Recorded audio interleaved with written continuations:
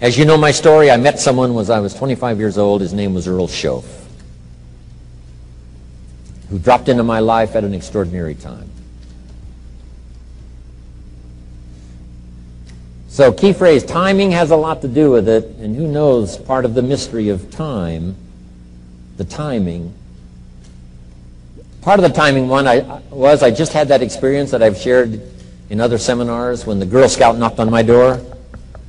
And I walked to the door, and she gives me the big pitch on the Girl Scout cookies, best organization in the world for girls.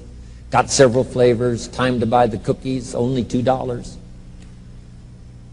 And with a big smile, she very politely asked me to buy. No problem, I wanted to buy. Big problem, I didn't have $2 in my pocket. And I didn't want to tell her that. So I did what I thought was next best. I lied to her. And I said, hey, look, I've already bought plenty of Girl Scout cookies. We've still got plenty in the house we haven't eaten yet. She said, oh, that's wonderful. Thank you very much. And she leaves. When she leaves, I say to myself, I don't want to live like this anymore. I mean, how low can you get lying to a Girl Scout? I mean, that's low down. I told myself that day, this will never happen to me again. One of those experiences. It's called like life-changing. I said, I'm going to search till I find better opportunities so my pocket won't be empty and the bank account won't be empty and I won't be so far behind on my promises to my family. And it was shortly after that I meet Earl Schoaf, who taught me how to be wealthy, who taught me how to change my life. So who knows what the connection is, right? Someone says when the student is ready, the teacher will appear. You know, I don't know all the mystery of that. But anyway, it seems like some of those things uniquely happen. But it was Mr. Schoaf over a 5-year period before he died at age 49 who taught me some extraordinarily simple things. He only went to the 9th grade in school, never finished high school, never went to college, never went to university. So he put his ideas and his experiences in very simple language, which I think for me, you know, a kid from the farms of Idaho, that simplicity was so important. Because if it would have been technical, I'd have missed it. If it would have been mystic, I would have, backed away. But it was just basic, blunt, ABC, familiar stuff that I hadn't thought of before. And he did start to remind me, and those ideas changed my life. Mr. Schoaf was the one when I said, this is all they pay. He said, you've been working 6 years, Mr. Rohn, how come you're not doing better? And I said, this is all the company pays.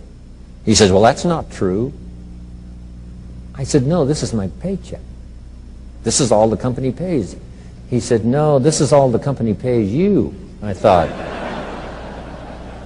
that's a new way to look at it, right? He said, doesn't the company pay 2, 3, 4, 5 times this amount to other people? And I said, well, yes. He said, well, then this is not all the company pays. It's all they pay you. And if you qualified, wouldn't your income grow 2, 3, 4, 5 times? I said, I suppose. So he said, we don't have to work on the company. We have to work on you. See, that was the beginning of what he called the phrase personal development. I told him things cost too much. He said, no, you can't afford them. I thought, well, that's a new concept. I hadn't thought about that. We put some of the valuable things on the high shelf, so you can't get to them until you qualify. If you want the things on the higher shelf, you got to stand on the books you read. Every book you read, you get to stand a little higher so you can get the things on the higher shelf. See, I learned those concepts. It was so incredible. And here was the most important one. Success is something you attract by the person you become. See, that phrase changed my life. Success is something you attract by the person you become. Success is not something you pursue.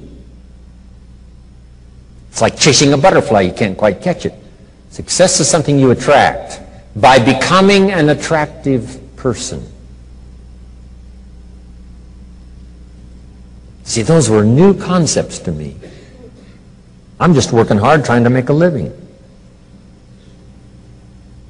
Here's what he said to me. This changed my life. Profits are better than wages. Nobody taught me that in high school. Nobody taught me that. I went to 1 year of college. Nobody taught me. Profits are better than wages. Wages make you a living. Profits make you a fortune. And how could you work on both a living and a fortune? He said, well, you could start part-time working on your fortune while you're working full-time on your living. I thought, wow. Now, he said, it's fun to get up in the morning. Not just getting up, go to work to pay the rent, but to get up to go to work to make a fortune. First, to make a living for my family. Second, to make a fortune. And he taught me how to make both a living and a fortune. Guess what I did? I learned how to make both a living and a fortune. And I found out anybody could do it once they get the information. And at age 25, I started receiving this extraordinary information. Here's what he said. Your income is directly related to your philosophy, not to the economy. I thought, no one ever told me that. I kept hoping the economy would change. He said, no, your philosophy has to change.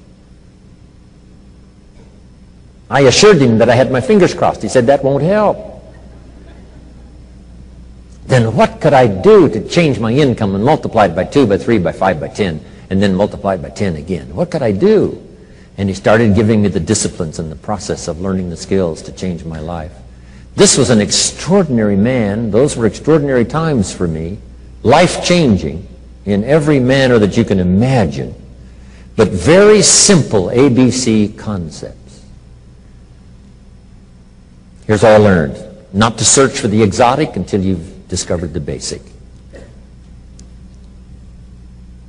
And those basic philosophies that he shared with me during that time were life-changing. And he called it personal development.